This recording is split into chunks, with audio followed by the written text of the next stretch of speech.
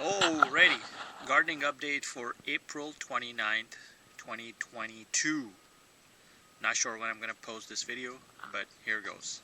I think I mentioned this in the previous set of videos that I uploaded, but I hacked together this makeshift seedling incubator kind of thing. It's not temperature controlled, but basically what I was trying to do is get the water, basically keep them moist without making them too wet, but it's not ideal right now. It needs to be lifted up a little bit more so it does the function that I mentioned. But this seems to be doing quite well. It takes about a week plus for the seeds to start sprouting, and what I then do is transfer them over to another facility. So like a container like this is a good example, with wildflowers growing in between.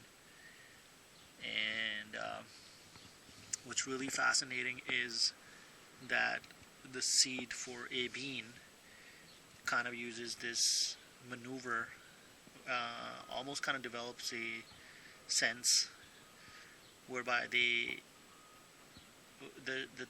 sprout coming out of the seed itself starts forming these synaptic kind of structures, which then that becomes the root system. And then over a period of the following days, this thing that you're seeing here is what allows the sapling, or the seedling, to lift itself up. So it looks like this, right? It's kind of like, I don't know what's a good metaphor, but this is a good example of what I'm talking about. This one right here. And I don't know, I was kind of thinking about this, but I think what the plant then does is it makes use of the seed itself to help sustain itself while it's developing its root systems. So there are two processes responsible for all plants and trees, possibly fungi as well. And those are xylem and phloem, Xylem, Phloem, which I learned from a comment somebody left on my YouTube. I think it was Blue Water 98 something. Anyhow, and thanks for that tip. Just learned something new, and that goes back a couple of years. But yeah, so that's what happens. The seedling starts forming the root structures, which then allow itself to kind of lift itself up. It does this maneuver, and eventually the shell, that is the skin of the seedling, falls over, and like this, and the plant begins to bloom.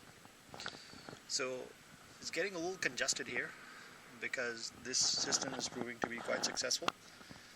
And eventually, like I've shared in the previous videos, this is all going to be automated to the maximum degree possible within reason.